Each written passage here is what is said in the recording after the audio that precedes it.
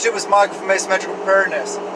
Today's video is about weak areas in your preps. I want you guys to think about, what your strengths are in prepping and what your weaknesses are in prepping.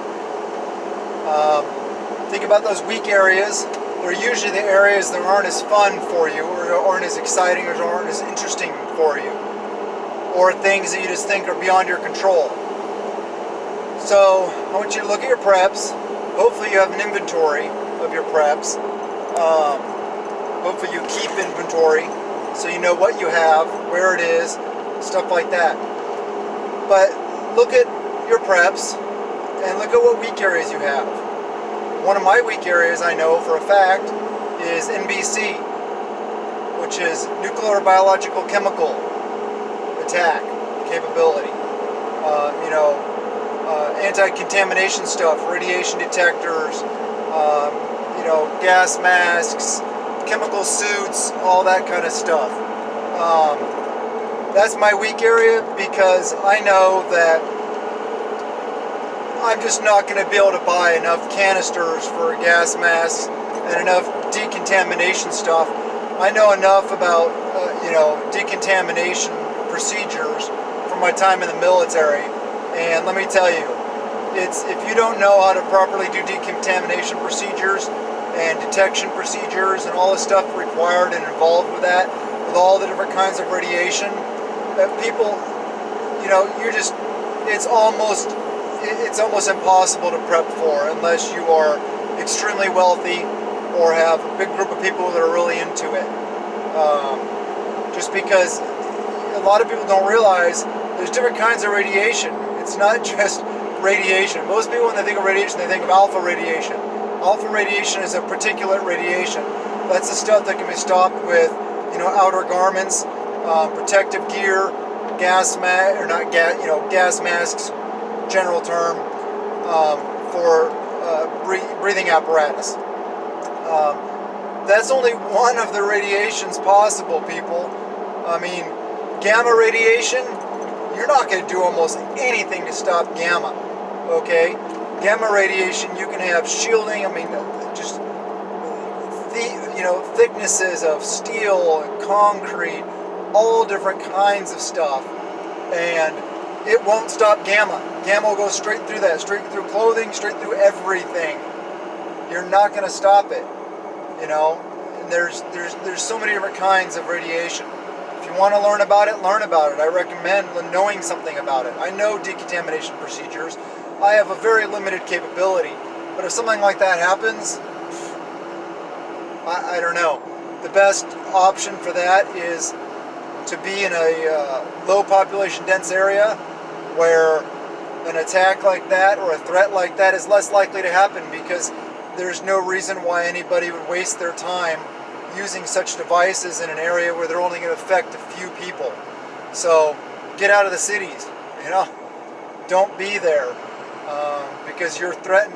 That's a very viable threat for you guys in population dense areas. But anyway, look at your preps, look at what your weak areas are. Is it medical because you don't know anything about it? Is it, I don't know. It could be lots of different things, what your weak areas are. If you're not, into guns and stuff like that, maybe your weak areas are firearms and ammunition, and magazines, and stuff like that, tactical training, how to use and properly employ a weapon system. Maybe that's your weak area. Whatever your weak areas are, look at them and do your best. Try to find ways to make it more interesting, more fun. Try them out. Try out different things. Maybe they will be interesting to you then, once you actually try them. Get over your fear. Your fear of medical, of, performing first aid or something like that and seeing blood. Get over your fear of, firearms by going to a good range, like one of those indoor ranges that provide the guns and the ammo, for a fee, of course. And they sit there with you, an instructor, and step you through and show you how to properly use a firearm, how to properly grip a firearm, all that kind of stuff, and lead you through it, teach you how to properly, safely use a firearm. Then maybe once you start shooting, you'll really enjoy it. Maybe once you start attending some of these like CERT and first aid medical classes and stuff like that, maybe you'll find it really interesting. You know, get out and do the things. If bushcraft, there's bushcraft schools around, but you know that all costs money, and we're all limited in what we can do and what money we want to use to put into our preps versus knowledge. But I'll tell you what, knowledge is way more valuable than any prep. Okay, I mean, I've always said, you know, I take one or two military special forces operators over,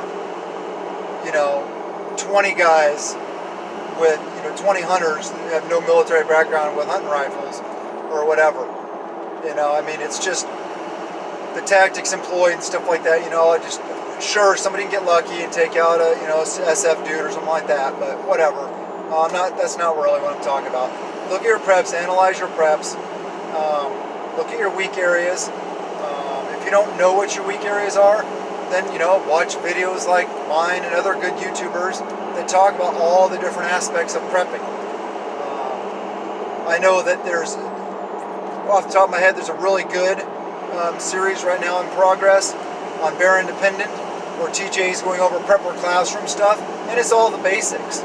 A lot of it's nothing new to seasoned preppers, but I still get something out of it. I still enjoy it.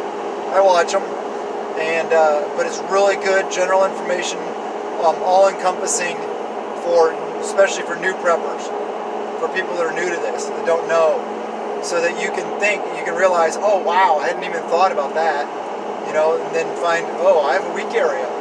Okay, even if you're a very experienced prepper, you may find that you have a weak area. And so I just want to encourage you guys to think about that, look at your weak areas, and try to improve on them a little bit, at least improve a little bit on them.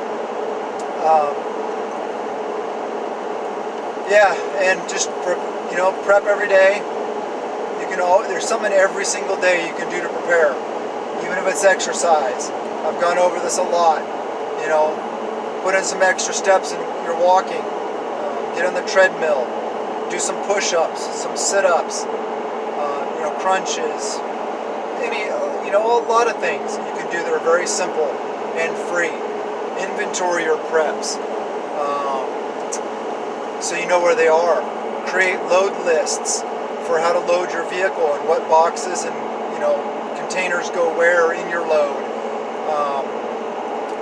Look at maps online. Print off maps from online map services, and draw out routes for your bug out. Identify waypoints, rally points, all this stuff like that. Those are all things you can do basically for free. Cost of a piece of paper for printing. Okay, it's a printer ink. Yeah, so there's a lot of different things you can do that are free. Keep up in your vehicle maintenance. That's not free, but check your stuff, check your belts, check your oil, check your fluids, check your coolant, all those kind of things. Those are free. But yeah, I really think the fitness one is really important. It's free to go throw on a backpack, aka a ruck, fill it full of a bunch of stuff, make it 30, 40, 50, 60 pounds, depending on your ability, and go walk. Best thing would be go walk through the woods, walk through some rural area, broken ground and stuff like that. But if it's your first time doing it, just start off on flat pavement. It's fine. Just start off, lighter weight, shorter distances. Just start, please. And don't just start, continue, keep going. Make it a regular part of your lifestyle. That's the trick about fitness. It has to be part of your lifestyle. That's why people quit fitness, because they don't do it long enough, make it a priority, so it becomes second nature. Those are the best things in life, is when they're second nature. Just like I just did a video on my drop leg holster, and how you want your gear situated the same place every single time, so that you know exactly where it is. It's intuitive to reach down and grab your secondary, draw it, and engage a target. all those things. Repetition. Yeah, do the things. Prep a little every day. Don't prep out of fear. Prep out of peace of mind.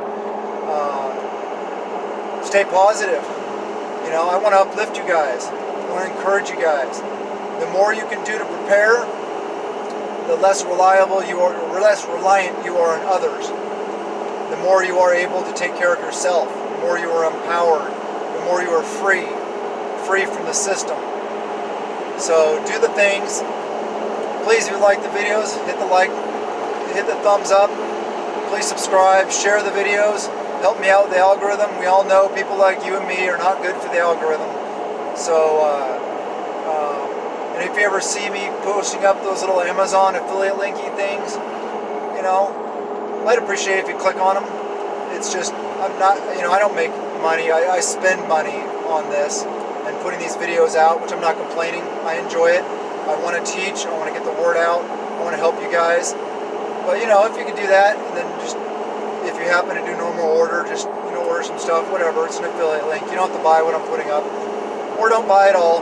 You know, I'm just saying, if you feel like it, that would help a little bit. But yeah, do the thing. Stay positive. I love you guys, and blessings to you and yours.